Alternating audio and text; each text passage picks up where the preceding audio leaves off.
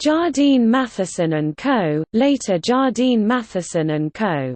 Limited, forerunner of today's Jardine Matheson Holdings, was a Far Eastern trading company founded in 1832 by Scotsmen William Jardine and James Matheson as senior partners.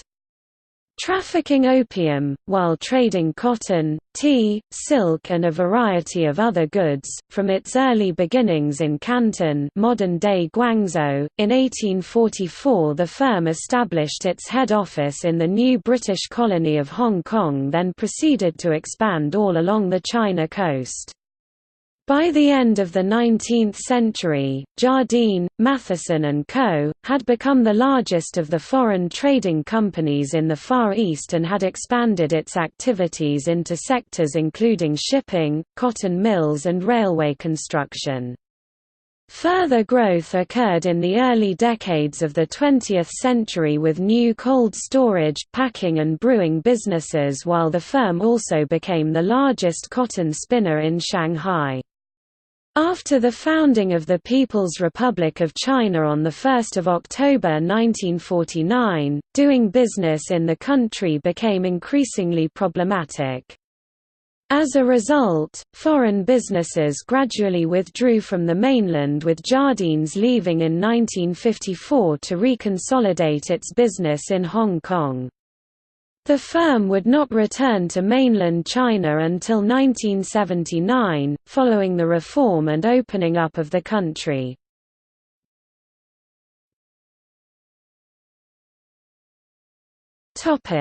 Background. The British and other nations had traded informally with China since the beginning of the 17th century. Chinese silk and tea gradually became popular in Britain, but Imperial China had little need for British-manufactured imports such as woolens.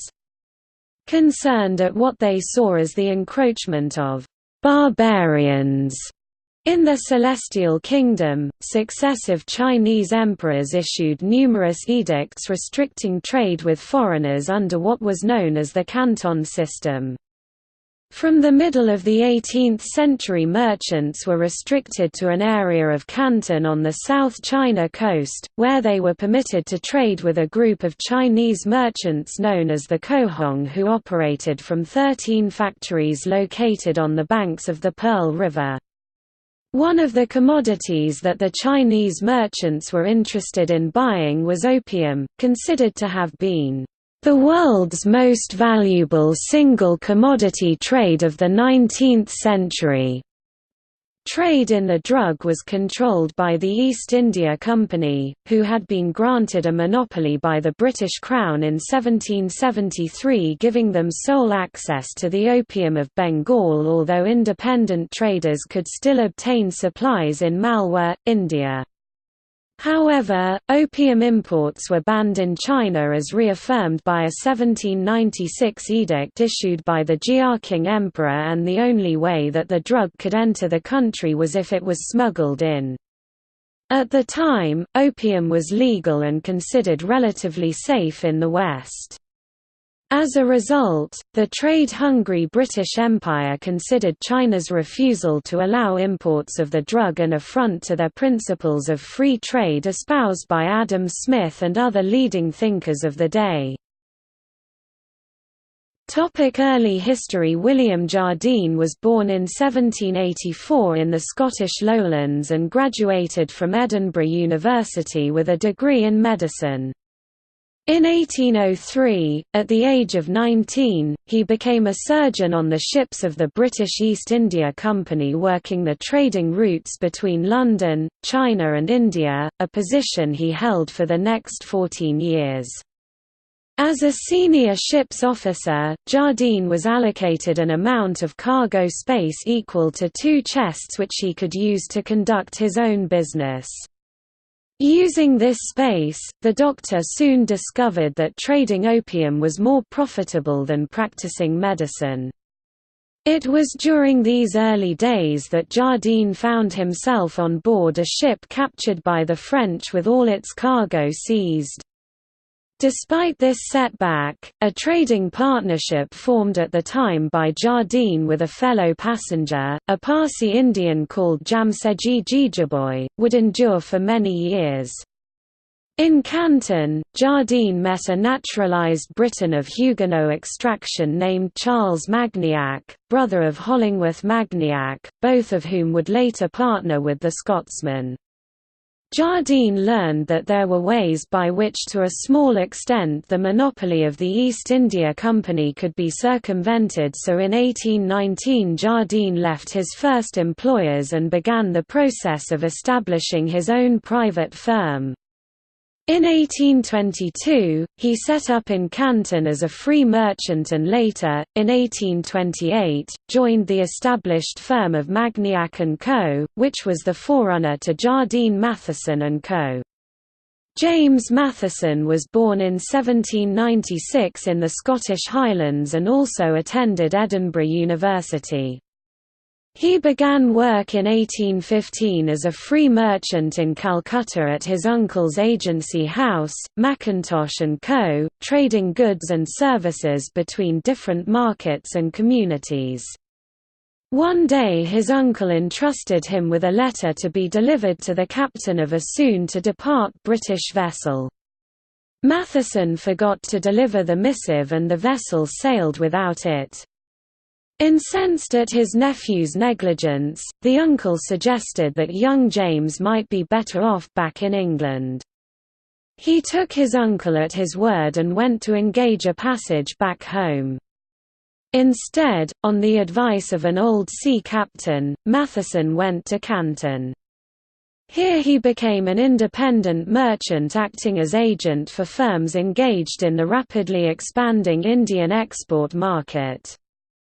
He then entered into a partnership, known as Irasari & Co., which quickly became one of the 5 principal agency houses in China at the time, branching out into trade with many different countries. After Francis Xavier de Irasari's death, Matheson wound up the firm's affairs and closed shop. Irasari, leaving no heir, had willed all his shares in the firm to Matheson. This created the perfect opportunity for Matheson to join in commerce with Jardine. Matheson proved a perfect partner for Jardine. James Matheson and his nephew, Alexander Matheson, joined the firm Magniac & Co. in 1827, but their association was not officially advertised until 1 January 1828. Jardine was known as the planner, the tough negotiator and strategist of the firm, and Matheson was known as the organization man, who handled the firm's correspondence, and other complex articles including legal affairs. Matheson was known to be behind many of the company's innovative practices. The two men were a study in contrasts, Jardine being tall, lean and trim while Matheson was short and slightly portly. Matheson had the advantage of coming from a family with social and economic means, while Jardine came from a much more humble background. Jardine was tough, serious, detail-oriented and reserved, while Matheson was creative, outspoken and jovial. Jardine was known to work long hours and was extremely business-minded, while Matheson enjoyed the arts and was known for his eloquence. William C. Hunter, a contemporary of Jardine who worked for the American firm Russell & Co., wrote of him, "He was a gentleman of great strength of character and of unbounded generosity." Hunter's description of Matheson was, "He was a gentleman of great suavity of manner and the impersonation of benevolence," but there were similarities in both men. Jardine and Matheson were second sons, possibly explaining their drive and character. Both men were hard-working, driven and single-minded in their pursuit of wealth. The private firm of Jardine, Matheson & Co. For a long time the East India Company had been growing increasingly unpopular in Britain because of its monopoly on Far Eastern trade. Following their independence in 1776, American merchants established a flourishing tea trade with China, leading many people to question the company's continued monopoly. Further, certain high-handed methods used by the East India Company in dealing with competitors aroused the moral indignation of the British at home, while anybody that sought to enter the market and bring competition to the company was labelled a privateer, a pirate, for which the penalty was death without the benefit of clergy. Occasionally, free traders did manage to secure a license from the company to engage in the country trade, usually with India, but never with Britain. Other free traders, called interlopers, who competed with the company ran the risk of having their cargoes seized by the company's navy of armed Indiamen before they were hanged. There was one method available by which a Briton could establish a business on the East India Company's preserves. He could accept the consulship of a foreign country and register under its laws. This method, first used by the Scots-born seaman John Reid, was employed by Jardine to establish himself in Canton. He followed in the footsteps of Magniac, who had obtained an appointment from the King of Prussia as vice-consul under his brother Charles, and became the Danish consul. On this basis the partners had nothing to fear from the company, and over time relations between the firm and the East India Company seemed to become amicable. It is recorded that when ships of the East India Company were detained outside the harbour by the authorities, Jardine offered his services without fee or reward. These services saved the East India Company a considerable sum of money and earned Jardine the company's gratitude. The earlier activities of Jardine, Matheson, Beale and Magniac made an important contribution to the 1834 termination of the East India Company's monopoly in China, whereupon Jardine, Matheson Co. took this opportunity to fill the vacuum left by the company's departure. That year the firm sent the first private shipments of Jardine's Pickwick tea mixture, a blend of Chinese teas, from Whampoa aboard the firm's clipper Sarah, bound for the docks of Glasgow, Falmouth, Hull and Liverpool, England. Jardine Matheson then began its transformation from a major commercial agent of the East India Company into the largest British trading Hong, Yangtze or firm, in Asia. William Jardine was now being referred to by the other traders as Tai Pan, a Chinese colloquial title meaning great manager. In a thunderous tribute to Jardine, Matheson wrote, "I am sure none can be more zealous in your service." Jardine succeeded in capturing much of the East India Company's old market, supported by its fleet of fast, elegant tea clippers that could outsail most competitors to be the first to reach consumer markets. These included the Sylph, which set an unbroken speed record by sailing from Calcutta to Macau in 17 days, 17 hours.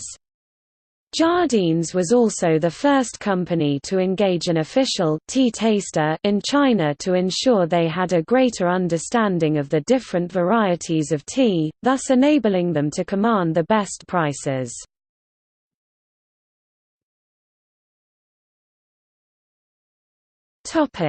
Expansion.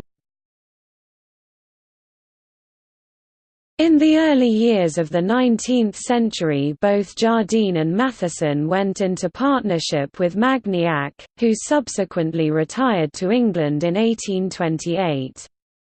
In 1832, 2 years before the East India Company lost its monopoly over British trade with China, the partnership was restructured as Jardine Matheson and Company with William Jardine, James Matheson, Alexander Matheson, Jardine's nephew Andrew Jardine, Matheson's nephew Hugh Matheson, John Abel Smith, Henry Wright and Hollingworth Magniac as its first partners. The firm later adopted the Chinese name, EWO, Yihai Yangxing, meaning, happy harmony, and taken from the former well-regarded EWO Hong run by Haokua as one of Canton's 13 factories. By 1830, the enemies of the East India Company had begun to triumph, and its hold on trade with the East had noticeably weakened, with Jardine Matheson by then controlling around half of China's foreign trade. During the mid-1830s, the China trade became more difficult due to increased controls by the Chinese government to halt the worsening outflow of silver. This trade imbalance arose because Chinese imports of opium exceeded exports of tea and silk. A rush to participate in the fast-developing China trade, which was initially centered on tea, had begun when the East India Company monopoly ended in 1834. From the middle of the 17th century, this drink had been growing in popularity in Britain and the British colonies, but the trade in teas was far from simple. The British Crown charged duty of 5 shillings per pound (0.45 kilograms) regardless of the quality, which meant that even the cheapest variety available cost 7 shillings per pound, almost a whole week's wages for a labourer. This punitive level of taxation meant that huge profits were available, which gave rise to widespread smuggling to avoid the payment of duty.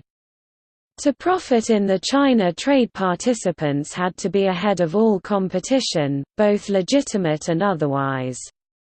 Each year, fast ships from Britain, Europe, and America lay ready at the Chinese ports to load the first of the new season's teas. The ships raced home with their precious cargoes, each attempting to be the first to reach the consumer markets, thereby obtaining the premium prices offered for the early deliveries. Nevertheless, William Jardine wanted to expand the opium trade in China, and in 1834, in conjunction with Lord Napier, Chief Superintendent of Trade representing the British Empire, tried unsuccessfully to negotiate with the Chinese officials in Canton. The Chinese viceroy ordered the Canton offices where Napier was staying to be blockaded and the inhabitants, including Napier, to be held hostages. Lord Napier, a broken and humiliated man, was allowed to return to Macau by land and not by ship as requested. Struck down by a fever, he died a few days later. Following this debacle, William Jardine saw an opportunity to convince the British government to use force to further open trade. In early 1835 he ordered James Matheson to leave for Britain to persuade the government to take strong action in pursuit of this end. Matheson accompanied Napier's widow to England using an eye infection as an excuse to return home.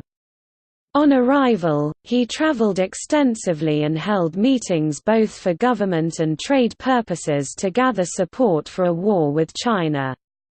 In some ways unsuccessful in his mission, on being brushed aside by the Iron Duke of Wellington, the then British Foreign Secretary, he reported bitterly to Jardine of being insulted by an arrogant and stupid man, but nevertheless his activities and widespread lobbying in several forums including Parliament bore the seeds that would eventually lead to war. Matheson returned to China in 1836 to prepare to take over the firm as William Jardine got ready to begin his temporarily delayed retirement. Jardine left Canton on 26 January 1839 for Britain, ostensibly to retire but in actuality to continue Matheson's lobbying work. The King Daoguang Emperor, pleased to hear of Jardine's departure, then proceeded to appoint a special commissioner, Lin Zizhu, to stop the opium trade altogether, at that time centered on Canton. Lin commented, "The iron-headed old rat, the sly and cunning ringleader of the opium smugglers has left for the land of mist, of fear from the Middle Kingdom's wrath." The commissioner then ordered the surrender of all opium and the arrest of opium trader Lancelot Dent, the head of Jardine Matheson rival Dent & Co., which triggered a series of events leading to Lin destroying more than 20,000 chests of opium, a large part of which belonged to Jardines. Once in London, Jardine's first order of business was to meet with the new Foreign Secretary Lord Palmerston, who had replaced Wellington. He carried with him a letter of introduction written by Chief Superintendent of Trade in Canton Charles Elliot that relayed a few of his credentials to Palmerston. Jardine persuaded Palmerston to wage war on China and provided a comprehensive plan along with detailed maps and strategies, the indemnifications and political demands from China, and even the number of troops and warships needed in what was known as the Jardine Paper. War followed, and in 1842, the Treaty of Nanking was signed by official representatives of both Britain and China. It allowed the opening of five major Chinese ports, provided indemnification for the opium destroyed, and completed the formal acquisition of the island of Hong Kong, which had been officially taken over as a trading and military base on 26 January 1841, though it had already been used for years as a transshipment point. Trade with China, especially in illegal opium, grew, and so did the firm of Jardine, Matheson Co., by that time already known as the Princely Hong, for its status as the largest British trading firm in East Asia. Jardines had 19 intercontinental clippers by 1841, complemented by hundreds of smaller launches and other craft used for coastal and upriver smuggling.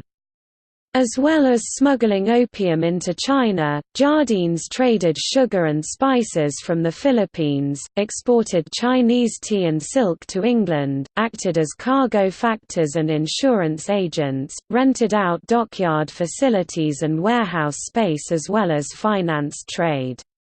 Hong Kong is an island at the mouth of the Pearl River, about 90 miles (140 kilometers) from Canton, separated from the mainland of Kowloon by a strip of water which at the narrowest point is only 440 yards (400 meters) wide.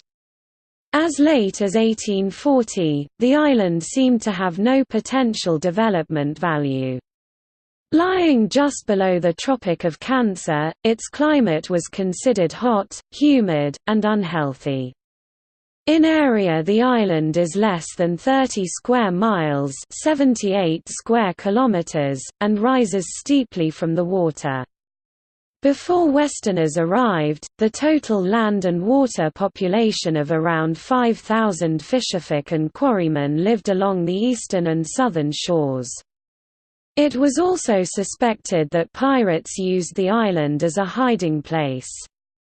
Prima facie, the only thing to recommend the island was its natural deep-water harbour.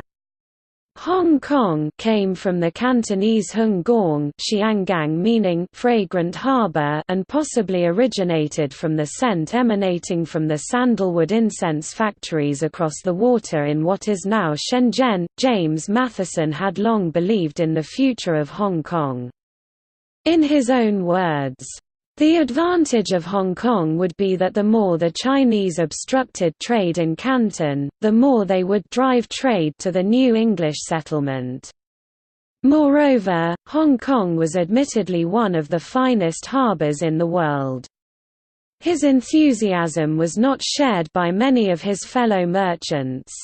Understandably, they preferred not to abandon their comfortable residences on Macau's Praia Grande for the bleak slopes of Hong Kong Island. Bad luck made matters worse for the early Victorian builders. In quick succession, 2 typhoons and 2 fires flattened the new settlement, while a virulent malaria epidemic almost succeeded in wiping out the island's population. For years, the Canton press in Macau never lost an opportunity to ridicule and slander the venture. Even Queen Victoria was unimpressed with her new acquisition.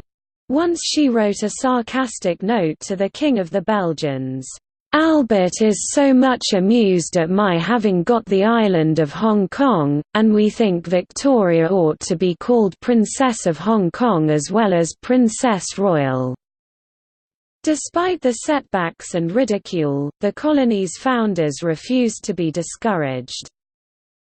Hong Kong provided a unique opportunity for Jardine's expansion. On 14 June 1841, the first lots were sold in Hong Kong. At the instigation of James Matheson, 3 of these, comprising 57,150 square feet (5,309 square meters) at East Point were purchased for the sum of £565, where Jardine set up one of the first offices in the new colony. Lot No. 1 is now the site of the formerly Jardine-owned Excelsior Hotel, now owned and operated by Mandarin Oriental. Originally, the settlement consisted of hastily constructed mat sheds and wooden buildings, with Jardines the first to build a house using brick and stone. It was erected at East Point, and the firm still retains most of the original property. Among the buildings that can still be seen in East Point today is one of the old warehouses with the date 1843 engraved in the stone above the door, and established their head office in what was officially declared a new British colony in 1843. Go-downs, wharves, offices and houses were also built on the island and facilities established to maintain Jardine's fleet of ships and their crews. At the same time, the company played an active role in the development of the new colony's infrastructure while also providing commercial leadership, credit and services of all kinds to the growing community. In the early years, this included Hong Kong's first ice-making factory, which was later amalgamated with the Dairy Farm Company, the first spinning and weaving factory, and the establishment of Hong Kong Tramways. David Jardine, a nephew of William Jardine, was one of the first 2 unofficial members of the Legislative Council appointed by the governor in 1850. The Hong Kong General Chamber of Commerce was founded in 1861 with Jardine's 7th taipan Alexander Percival, a relative of James Matheson's wife, as its first chairman. In 1878, the firm pioneered sugar refining in Hong Kong with the formation of the China Sugar Refinery Co. There are a number of landmarks that record Jardine's role in the history of the community. In the early days, fevers and plagues were a constant menace to the dwellers in Hong Kong, and the heat during the summer months was difficult to bear. The directors of the firm pioneered construction of residences on the peak where living was considered more pleasant and healthy. Jardine's Corner was one such landmark, but the best-known location associated with the firm is a hilltop known as Jardine's Lookout. From here, in the days of sail, a watch was kept for the first glimpse of the sails of the firm's clippers coming from India and London. As soon as a vessel was signalled, a fast whaleboat was sent out to collect Jardine's mails. The correspondence was rushed back to the office so that the directors could have the first possible information on the world's markets. Jardine's Bazaar off Jardine's Crescent dates to 1845 and is one of the oldest shopping streets in Hong Kong. The Noonday Gun, located opposite the Excelsior Hotel, dates to the 1860s and a time when Jardine's private militia would fire a salvo to salute the arrival of the firm's taipan in the harbour. This upset the British Navy, who insisted that such salutes were reserved for more important people than the head of a trading house. As a penalty, Jardines were ordered to fire the gun every day at noon in perpetuity. Meanwhile, in Shanghai, Jardine, Matheson Co. were the first to register a building lot on the Bund in 1843, where their first premises at No. 27 were completed in 1851. In the second edition of his Shanghai Handbook published in 1920, the Rev. C. B. Darwent estimated that by 1900, the firm's initial investment of £500 in the land was by then worth £1 million. Plans for a new Renaissance-style building with 5 stories were drawn up by local architects Stewardson and Spence, and work began in 1920. The building was completed in November 1922 and featured a specially designed silk room with exceptional lighting to aid the silk inspectors in their work. Another story was later added to the building, and it is today home to the Shanghai Foreign Trade Bureau. Weimao Da Lu in 1862, William Keswick bailed out the fledgling Shanghai Race Club to avoid its financial ruin. At its spring and autumn meetings, rivalry between the big hongs such as Jardines and Dents proved intense. The private EWO stables, located next to the Shanghai Race Club, housed 46 ponies in 1922, while the firm had 21 gentleman riders on its payroll. New offices were also opened in the trading centers of Fuzhou and Tianjin, and, during the latter half of the 19th century, the firm underwent a dramatic transformation from an agency house acting for principals to a more diversified business. It traded in a wide variety of imports and exports, promoted railways and other much-needed infrastructure projects in China, and founded banks and insurance companies as the country strove towards modernization. Diversification and further expansion. Profits accruing to the firm in the early years were enormous. According to one source, over a 10-year period the amount divided amongst the partners amounted to $15 million, approximately £129,480,000 at 2011 values, the greater part of which had been accumulated in the opium traffic. Nevertheless, in the face of increasing domestic Chinese competition and a growing anti-opium movement back home in England, in 1872 Jardines formulated an explicit policy ending significant involvement in the opium trade. This move freed up huge amounts of capital, which were then available for investment in new market sectors. In terms of property, Jardines were the only foreign firm to feature on an 1881 list of the 18 largest land taxpayers in Hong Kong with a bill of $4,000 per annum. Such was the influence of the firm that an old joke ran, "Power in Hong Kong resides in the Royal Hong Kong Jockey Club, Jardine, Matheson Co., the Hong Kong and Shanghai Banking Corporation, and the Governor," in that order. Shipping played an important role in the firm's expansion. In 1835 the firm had commissioned construction of the first merchant steamer in China, the Jardine. She was a small vessel intended for use as a mail and passenger carrier between Linton Island, Macau, and Whampoa Dock. However, the Chinese, draconian in their application of the rules relating to foreign vessels, were unhappy about a fire ship steaming up the Canton River. The acting Governor-General of Guangdong issued an edict warning that she would be fired on if she attempted the trip. On the Jardine's first trial run from Linton Island, the forts on both sides of the Bogue opened fire and she was forced to turn back. The Chinese authorities issued a further warning insisting that the ship leave China. The Jardine in any case needed repairs and was sent to Singapore. Jardines launched a cargo line from Calcutta in 1855 and began operating on the Yangtze River. The Indo-China Steam Navigation Company Limited was formed in 1881, and from then until 1939 maintained a network of ocean, coastal and river shipping services, which were managed by Jardines.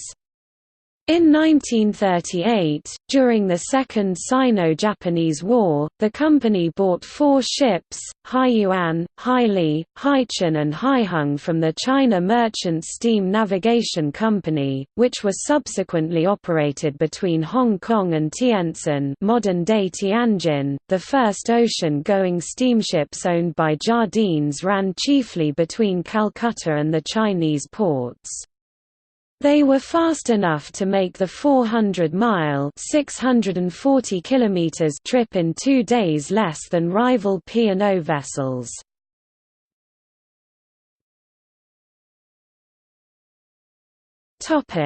Railways.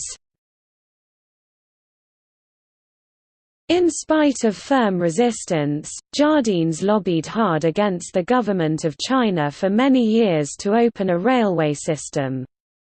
This failed completely, but in 1876 Jardines attempted to move forward on its own by forming the Wusung Road Company to purchase a 10-mile-long road between Shanghai and Wusong for the purpose of converting it first to a mule tramway and then to a narrow-gauge railway, the first in China. The first spike was hammered in on 20 January and the line was opened to traffic running 6 times a day on 3 July. Operations were considered satisfactory until a suicide on the tracks on 3 August 1876 caused the Viceroy of Liangjiang Shen Pao Chen to renew his previous objections. The British authorities ordered the train service to cease operation and the Chinese government announced that it wanted to purchase the line within the year. Jardines were told that as the railway had been built without official approval it could not be defended by the British government and the firm agreed to sell as long as all its costs were covered. TLs 285,000 were paid in October 1877 for the land, rolling stock and rails which were then dismantled by the government and shipped to Taiwan where they were left to rust on the beach. The line would not be reconstructed until 1898. Jardines eventually succeeded in winning approval from the Viceroy of Zhili Li Hongzhang for the construction of a mule tramway from the Chinese Engineering and Mining Company's colliery at Tangshan after it was shown the prospective canal would be unable to run the last 6 miles (9.7 kilometers) to the mine. Again ignoring official injunctions against constructing a railroad, the CEMC's engineer Claude W. Kinder first insisted on constructing the tramway at standard gauge and then jury-rigged a locomotive from material around the mine. This proved more economical than the mules, and the canal's tendency to freeze in the winter, and the coal's strategic importance for the Viceroy's Beiyang fleet, eventually allowed the line's expansion first down the length of the canal and then to major cities like Tianjin. Over 2 decades, the Kaiping Tramway thus expanded into the China Railway Company, which again was purchased by the Qing government but this time kept on as a paying concern. In 1898, Jardines and the Hong Kong and Shanghai Banking Company (HSBC) founded the British and Chinese Corporation (BCC).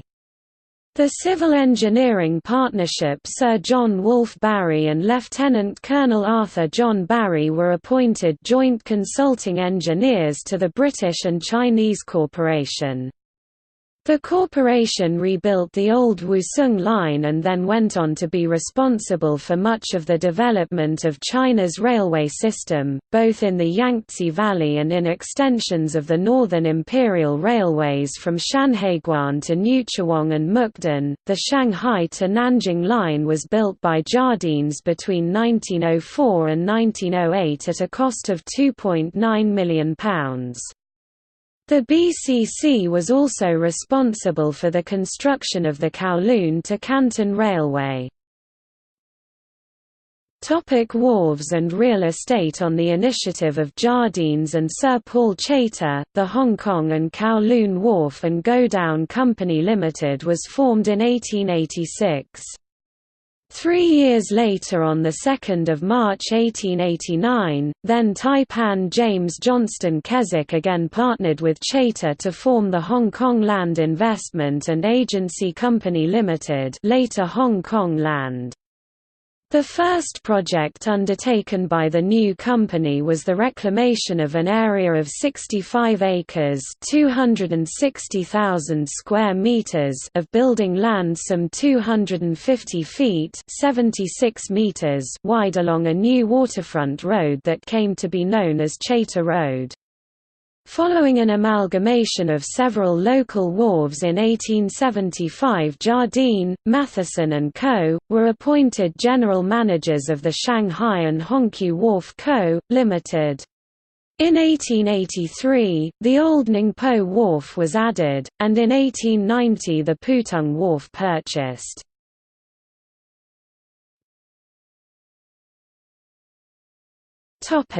Star Ferry. The Star Ferry Company, started by Parsi Darabji Nauroji, was bought by the Jardine, Chater-controlled Hong Kong and Kowloon Wharf and Go-Down Company Limited in 1898. The company operated steam-powered ferries between Hong Kong Island and the Kowloon Peninsula.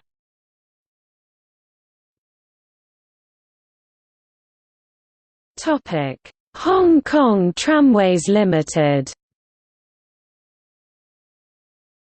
Jardines helped establish Hong Kong's tram system, which began directly as an electric tram in 1904.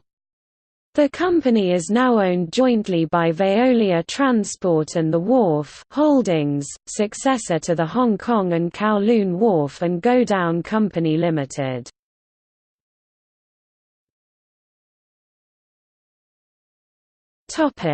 Other industries.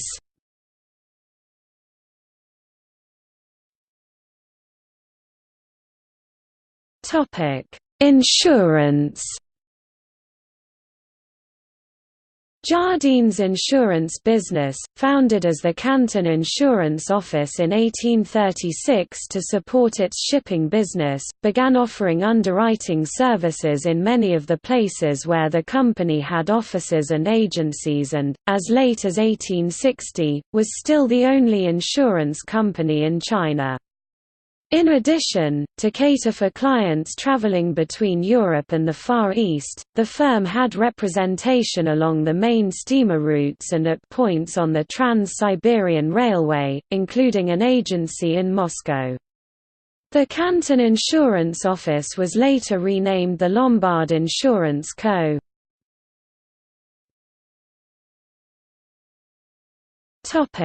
Jardine Engineering Corporation.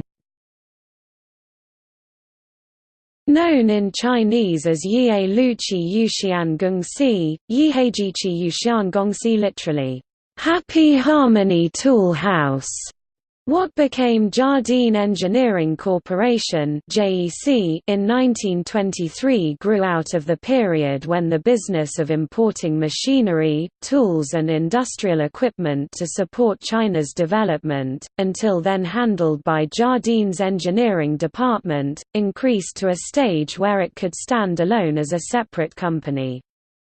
JEC pioneered ammonia-type air conditioners and new types of heating and sanitation, as well as in 1935 providing the vault doors for the new headquarters of the Hong Kong and Shanghai Banking Corporation in Hong Kong. JEC also introduced fluorescent strip lighting into Hong Kong in 1940 and in 1949 installed the island's first major industrial air conditioning plant at Tyler's Cotton Mill in the To Kwa Wan district.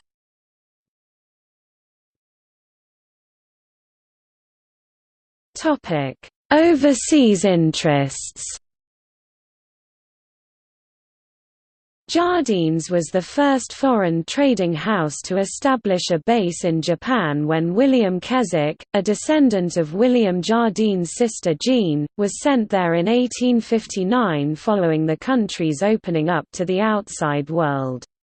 He established an office in Yokohama after acquiring Lot No. 1 in the first land sale. Additional offices subsequently opened in Kobe, Nagasaki and other ports where a large and profitable business was conducted in imports, exports, shipping and insurance.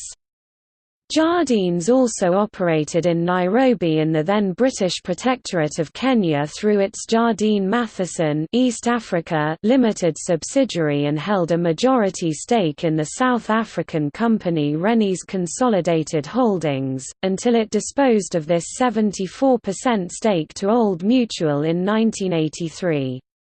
This was later merged with Safmarine to form Safmarine and Rennie's Holdings Safran. The firm became so important that for much of the history of the Executive Council of Hong Kong, the business community was represented by unofficial members of the council who included the head of the Hong Kong and Shanghai Banking Corporation and the Taipan of Jardines. Jardine, Matheson Co. became a limited company during 1906 and until the Second World War was widely referred to as simply the firm or the Muckle House, muckle being colloquial Scottish for great.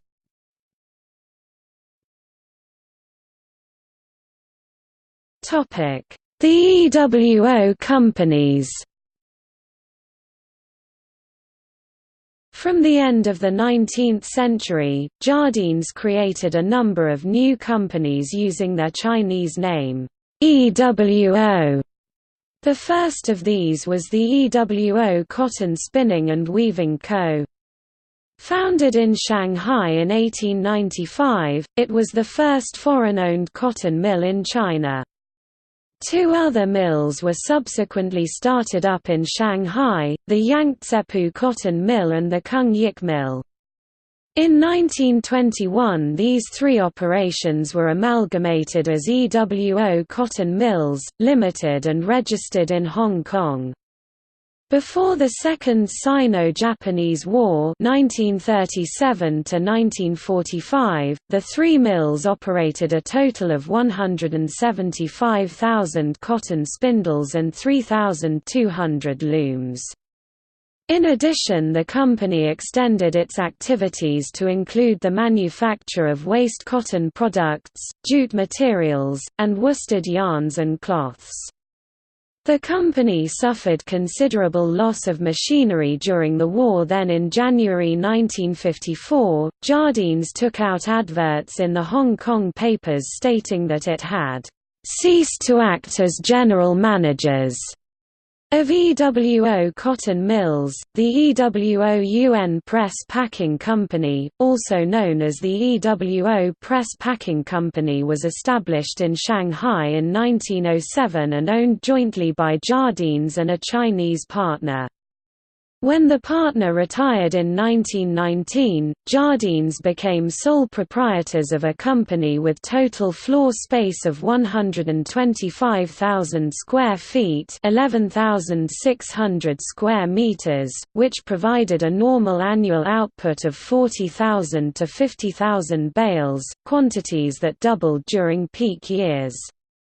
Items packed included raw cotton, cotton yarn, waste silk, wool, hides, goatskins, and other commodities for which press packing for shipment or storage was suitable.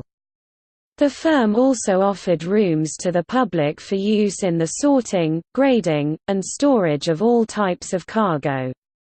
The plant was situated near the mouth of the Soochow Creek, an important transport route at the time, providing access to the interior of China or to Shanghai Harbor for exports. In 1920, Jardines established the EWO Cold Storage Company on the Shanghai River front to manufacture and export powdered eggs. 2 or 3 years later, extensions were made to also permit the processing of liquid and whole eggs. Large quantities of these products were shipped abroad, mainly to the United Kingdom. In the 1920s and 1930s, the export trade in eggs and egg products had become an increasingly important factor in China's economy, and immediately prior to the outbreak of the Second Sino-Japanese War in 1937, egg trading was high on the list of leading exports. During the subsequent conflict, although Japanese occupation forces seriously reduced poultry stocks, the situation recovered quickly afterwards as poultry production was chiefly carried out by innumerable small units scattered over vast areas. In 1935 the company built the EWO Brewery Limited in Shanghai. Production commenced in 1936, and EWO Breweries became a public company under Jardine's management in 1940. The brewery produced Pilsner and Munich types of beers, which were considered suitable for the Far Eastern climate. The business was sold at a loss in 1954.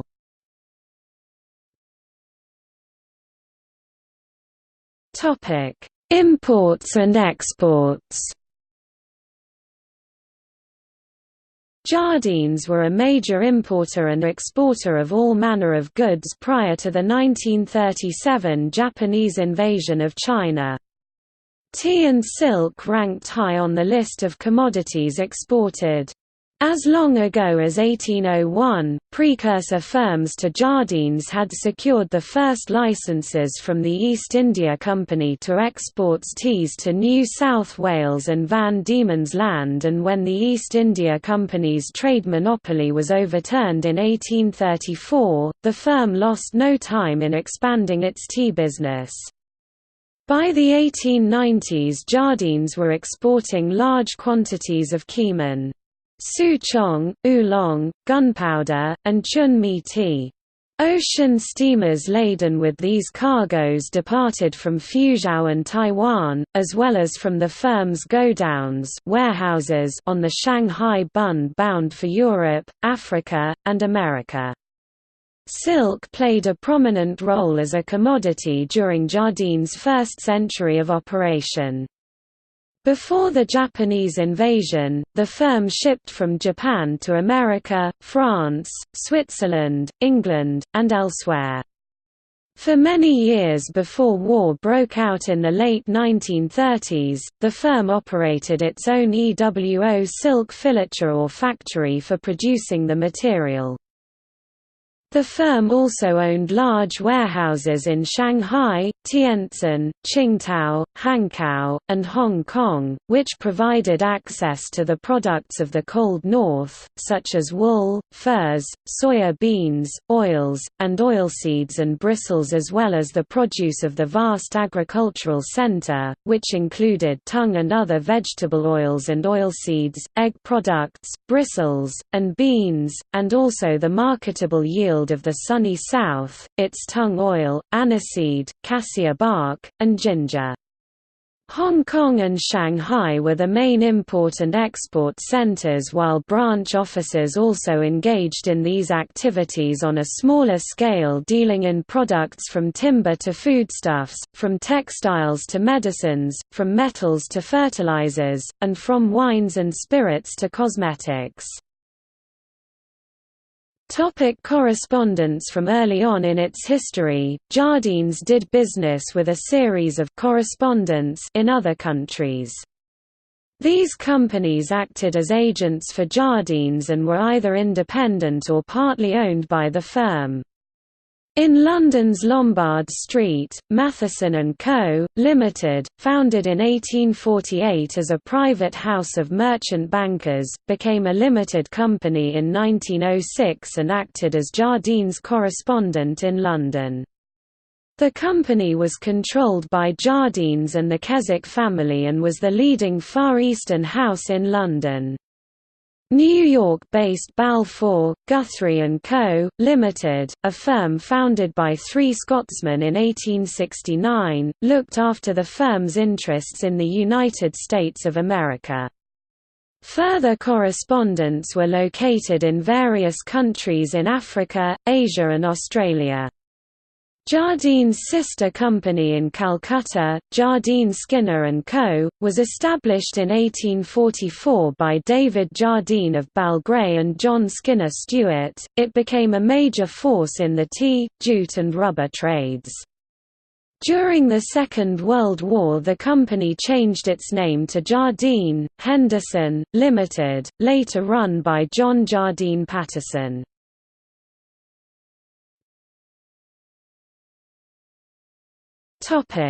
Jardine Aircraft Maintenance Company (JAMCo). During the 1940s Jardines opened an airways department that provided services as general agents, traffic handlers, and as booking agents.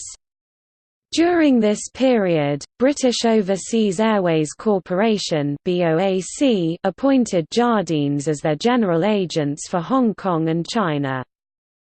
In Hong Kong, Jardines established JAMCo to provide up-to-date technical and maintenance facilities to the many airlines operating from and through Hong Kong.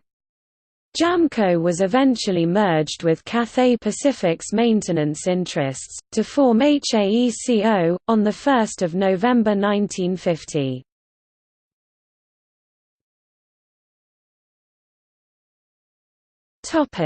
Group structure c. 1938.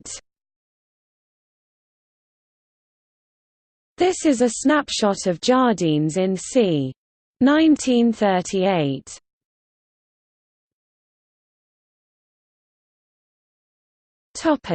War and withdrawal from the Chinese mainland.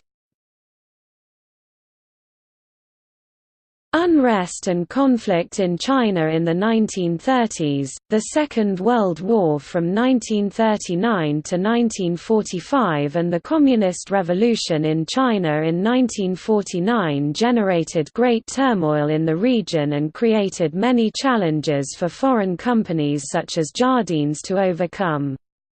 During the period 1935 to 1941 the firm had two taipans, Sir William Johnston Tony Keswick (1903–1990), based at the head office in Shanghai, and his younger brother the Honourable Sir John the Younger Keswick (1906–1982), in charge of operations in Hong Kong. By 1937, Japan had begun to advance into China, and with its entry into the Second World War, the situation worsened for Jardine staff based in the country. Tony Keswick was shot in the arm by a Japanese official during a 1941 election meeting for the Shanghai Municipal Council held on the Shanghai racecourse. He escaped major injury but thereafter traveled around the city in a 1925 seven-seater armored car that had been custom-made for Al Capone. The same year John Keswick, facing internment by the occupying forces, left following Hong Kong's surrender to the invading Japanese on Christmas Day 1941. He managed to escape to Ceylon, Sri Lanka, where he served on the staff of Earl Mountbatten of Burma. Both brothers worked clandestinely as senior operatives for British intelligence throughout the war. Many of Jardine's staff were interned in camps, while others were exiled to Macau, mainland China, and elsewhere. Local Chinese staff struggled to survive under Japanese occupation, but several risked their lives to help and support their imprisoned colleagues at great personal risk to themselves. When the war ended, a handful of emaciated staff emerged from the camp at Stanley to thank those who had helped them, and to celebrate their freedom by reopening Jardine's offices in Hong Kong as soon as they could. In Shanghai too, the released internees returned to work almost immediately. Following the end of hostilities in 1945, the British resumed control of Hong Kong and John Keswick returned to oversee the rebuilding of the firm's facilities that had been damaged during the conflict. In Shanghai he attempted to work with the Communists after capitalists were invited to help rebuild the economy. Believing that they would be more orderly and less corrupt than the nationalists, Keswick argued for British recognition of the new government, and even attempted to run his company's ships past nationalist blockades. Keswick believed that the heavy taxation implemented by the communist regime was not anti-foreignism, but an indication of the need for money to maintain a large army and a new government. As well, high taxes, a number of foreign firms including Jardines were expected to buy red victory bonds that would make an overall contribution of $400,000 to the government's coffers. After protests, this requirement was withdrawn by officials on the grounds that the Tax and Bond Sales Commission had no authority to deal with foreigners. By 1949, although the firm employed 20,000 people, it became increasingly difficult to conduct business in the new People's Republic of China, and by the end of 1954, Jardines had either sold, moved, or closed down all its operations in mainland China, writing off millions of dollars in the process. As Time magazine reported,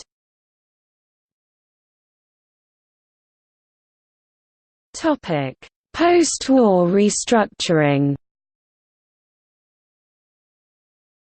Jardine's Hong Kong operations faced their first post-war challenge as a result of having to comply with the British trade embargo placed against China during the 1950–1953 Korean War. Nevertheless, between 1950 and 1980 the firm underwent another period of dramatic transformation. Just as the 19th century had brought change with industrialization, the decades following the Second World War brought a new period of expansion as Jardines sought out new markets to replace those lost in China. When the Korean War ended in 1953, the firm continued to trade with China through the annual Canton Fair, at which approximately half the country's international trade was conducted through the 7 official Chinese state trading corporations. In 1954, Jardines expanded into Southeast Asia through an investment in Henry Wharves & Co., which had operations in Malaya, Singapore, Thailand and Borneo. The first formal reports and accounts were issued in 1955. In the late 1950s, with support from 3 banks in London, John and Tony Keswick purchased the last Jardine family interests in the company. After its listing on the Hong Kong Stock Exchange in 1961, the firm acquired controlling interests in the Indo-China Steam Navigation Company and Henry Wharves Limited, as well as established the Australian-based Dominion Far East Line Shipping Company. In 1956, John Keswick returned to England to direct the family estate, appointing Michael Young Herries in his place as manager of operations in Hong Kong.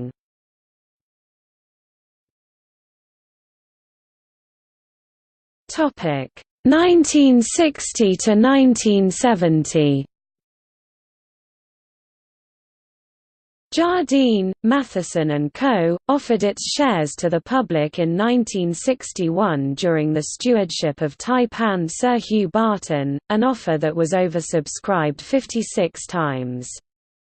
The Keswick family, in consortium with several London-based banks and financial institutions, had bought out the controlling shares of the Buchanan Jardine family for $84 million in 1959 but subsequently sold most of the shares at the time of the public offering, thereafter retaining only about 10% of the company. The Hong Kong land-owned Mandarin Oriental Hotel opened in 1963 as the first five-star hotel in Hong Kong's financial district. Then 1 year later the firm's subsidiary Dairy Farm acquired the fledgling Welcome supermarket chain, which has since grown into one of the largest retail operations in Asia. Although trade with the mainland virtually ceased with the coming of the 1966 Cultural Revolution, Jardine still managed to sell 6 Vickers-Viscount passenger aircraft to the Chinese government during this period. Representative offices were established in Australia in 1963 and in Jakarta in 1967. 1970 to 1980. In 1970, Asia's first merchant bank, Jardine Fleming, opened for business, reflecting the greater sophistication of Asia's financial markets and the increasing personal wealth of individuals, particularly those in Hong Kong. A 1972 attempt by the Keswick family to install Henry Keswick as chairman met with considerable resistance from supporters of then managing director David Newbigging. However, with the support of institutional investors in London, the Keswicks won the day. Henry was named senior managing director and his father John became chairman, thereby ensuring that the family retained control of Jardines. Jardines opened the Excelsior Hotel in Hong Kong that same year on the site of the original Lot No. 1. Purchased by James Matheson more than 120 years before. Henry Keswick arranged a complete buyout of Reunion Properties, a large real estate firm based in London in 1973, a takeover financed by the creation of an additional 7% of Jardine Matheson equity. As a result of the acquisition, the company's assets nearly doubled. In the same year, Henry Keswick also oversaw the acquisition of Theo H. Davies and Company, a large trading company active in the Philippines and Hawaii that controlled 36,000 acres of sugar plantations. World sugar prices rose dramatically a few months after the company was purchased by Jardines as a result of the 1973 oil crisis, netting the company substantial gains. Hong Kong's building boom presented another opportunity, which Jardines seized with its acquisition in 1975 of leading construction and civil engineering group Gammon Construction. Likewise in the same year, recognizing that there would be demand for quality cars among the increasingly affluent population, the company diversified into the luxury car market by acquiring Zung Fu Motors, which held the distribution rights for Mercedes-Benz vehicles in Hong Kong. The successful bid by Li Ka-shing-owned Cheung Kong Holdings for development sites above the Central and Admiralty MTR stations in 1977 was the first challenge to the Jardine-owned Hong Kong land as the premier property developer in Hong Kong. By 1979, the company employed 50,000 people worldwide. In 1979, Jardines re-established its presence in mainland China after an absence of more than 25 years with the opening of one of the first foreign representative offices in Beijing, followed by Shanghai and Guangzhou.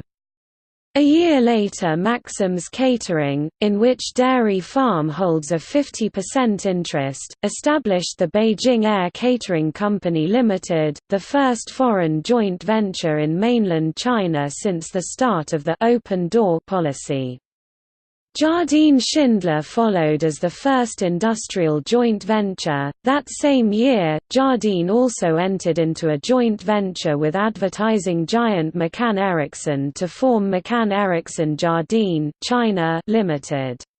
The new company's remit was to handle advertising for Western corporations in China as well as advertising in the West for Chinese government-owned foreign trade corporations and other organizations. During this decade, Jardines also expanded their insurance interests with acquisitions in the United Kingdom and the United States, laying the groundwork for the foundation of Jardine Insurance Brokers.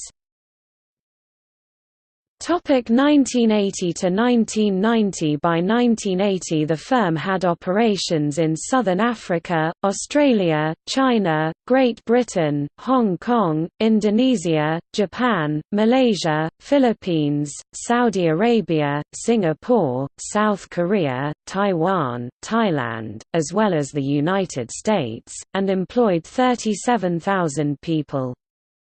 During the following decade, Jardines continued to develop its portfolio of businesses.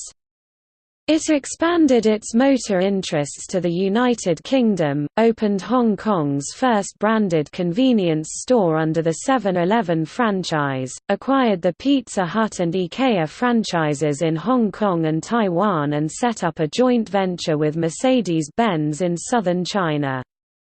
Jardine Pacific was also established to bring together the group's trading and services operations in the region and create larger business units. In late 1980, an unknown party began buying up shares in Jardines. Many observers suspected that either Li Ka-shing or Sir Y.K. Pao, working alone or together, was attempting to purchase a large enough share in Jardine Matheson to win control of Hong Kong land. In November that year, then Taipan David Newbigging restructured Jardine Matheson and Hong Kong land by increasing their interests in each other and making it impossible for any party to gain control of either company. As a result, however, both companies incurred significant debt. The costs of fighting off Li Ka-shing and Sir Y.K. Pao forced Jardines to sell its interests in Reunion Properties. Jardines marked its 150th anniversary in 1982 by setting up the Jardine Foundation, an educational trust offering Jardine scholarships to students from the Southeast Asia region to attend Oxford and Cambridge universities. The Jardine Ambassadors program was also launched to give young group executives in Hong Kong an opportunity to help the community. Simon Keswick took over as Taipan in 1983 and quickly moved to reduce the firm's debt by disposing of their interest in the South African-based Rennie's Consolidated Holdings. He also implemented a new, decentralized management system with separate divisions responsible for Hong Kong, International and China respectively. In 1984, Jardine Matheson Holdings Limited (JMH) was formed as the group's new holding company incorporated in Bermuda, a British overseas territory. This was done to ensure that the company would be under British law under a different takeover code. 2 years later, Dairy Farm and Mandarin Oriental were listed in Hong Kong. Jardine Strategic was incorporated to hold stakes in a number of group companies. In March 1988, Simon Keswick announced that he would step down. He was succeeded by Brian M. Powers, an American investment banker who became the first non-British Taipan of Jardines. The appointment caused concern among members of the company's more traditional Scottish establishment, but Simon Keswick, who had reversed the company's decline, defended his choice of Powers, explaining that Jardine Matheson was now an international company with Hong Kong interests, not vice versa, and that Powers was best qualified to manage the affairs of such a firm. Subsequently, Powers successfully defended the firm against successive takeover bids by Sir Y. K. Pao and Li Ka-shing, working together with the mainland's state-owned China International Trust and Investment Corp. (CITIC) by splitting the group into two interlocking corporate halves, Jardine Matheson and Jardine Strategic, making them virtually takeover-proof. The raiders subsequently signed a pledge that they would not try another attack on any Jardine's firm for 7 years. 1990 to 2000. At the beginning of the 1990s, Jardine Matheson Holdings and 4 other listed group companies arranged primary share listings on the London Stock Exchange in addition to their Hong Kong listings. In 1994, Jardine Matheson asked Hong Kong's Securities and Futures Commission (SFC) for an exemption from the Takeover and Mergers Code, in order to give the company greater security if Chinese parties attempted a hostile takeover of its listed companies after Hong Kong's 1997 handover from British to Chinese sovereignty. However, the SFC refused, and so Jardine firm delisted from the Hong Kong Stock Exchange Hang Seng Index in 1994 under the tenure of Alistair Morrison and placed its primary listing in London. Officials in the People's Republic of China (PRC) regarded the delisting as a rebuke to the future of Hong Kong and the government of PRC. This caused trouble when Jardine Matheson attempted to participate in the Container Terminal 9 project, but the group's business interests continued to be managed from Hong Kong and the East Asian focus of its business carried on as before.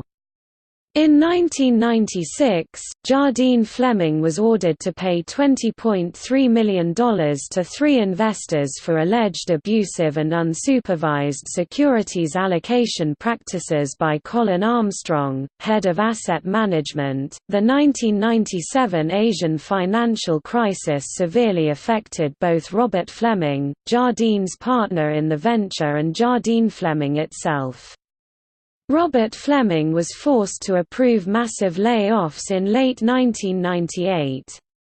The firm restructured in 1999, buying the remaining 50% stake in Jardine Flemings in return for giving Jardine Matheson an 18% stake in Robert Fleming's holdings, which was subsequently sold to Chase Manhattan Bank for £4.4 billion ($7.7 billion) in April 2000. Other significant developments during this decade included the merging of Jardine insurance brokers with Lloyd Thompson to form Jardine Lloyd Thompson, the acquisition of a 16% interest in Singapore blue chip cycle and carriage and dairy farms, purchase of a significant stake in Indonesia's leading supermarket group Hero. Mandarin Oriental also embarked on its strategy to double its available rooms and capitalize on its brand. 2000 to 2010. During the first decade of the 21st century, Jardine Cycle and Carriage acquired an initial 31% stake in Astra International, which has since been increased to just over 50%, and a 20% shareholding in Rothschild's Continuation Holdings, which rekindled a relationship that began in 1838.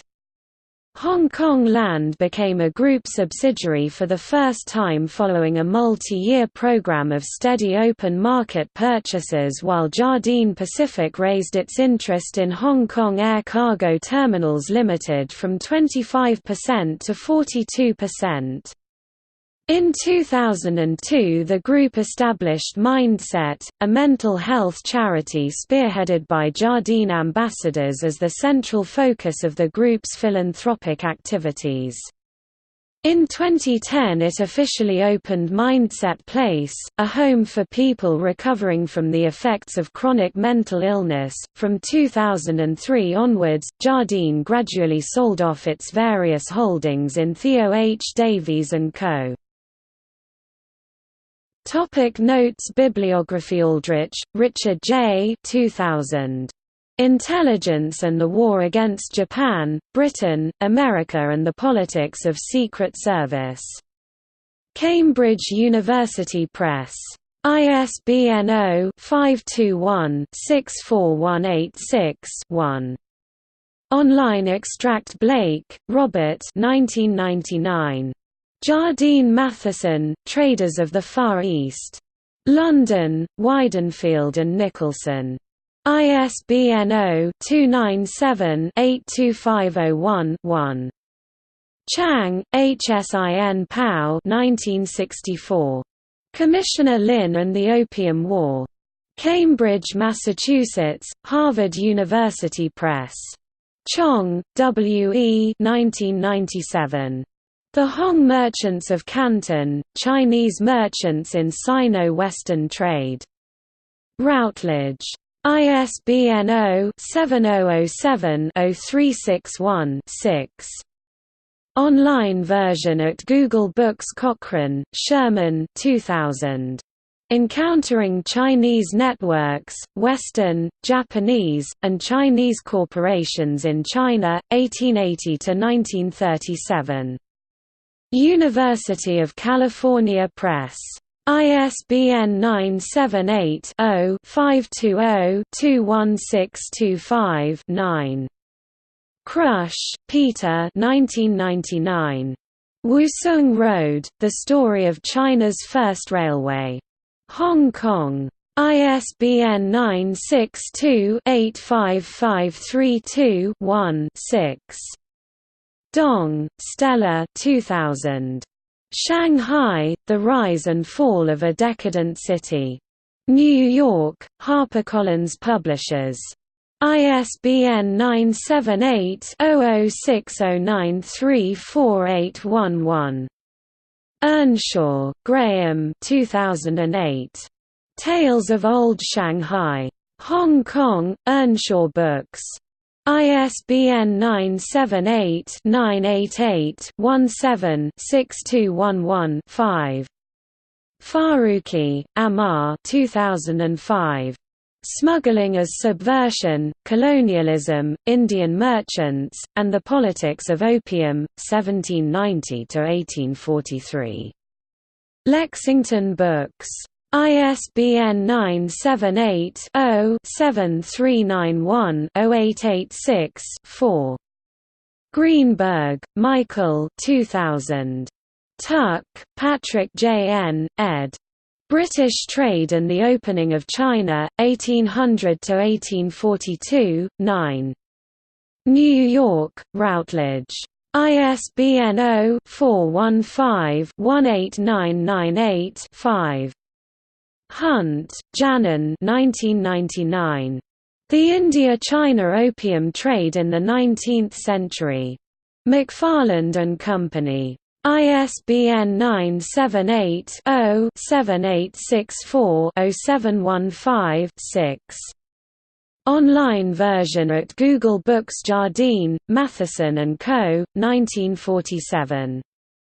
Jardines and the EWO Interests. New York, Charles Phelps. Keswick, Maggie, Wetherell, Clara 2008. The Thistle and the Jade, a celebration of 175 years of Jardine Matheson. Francis Lincoln Publishing. ISBN 978-0-7112-2830-6. Online version at Google Books. Lampton, David M., G., Zhaojin 2002. A History of Modern Shanghai Banking, The Rise and Decline of China's Finance Capitalism.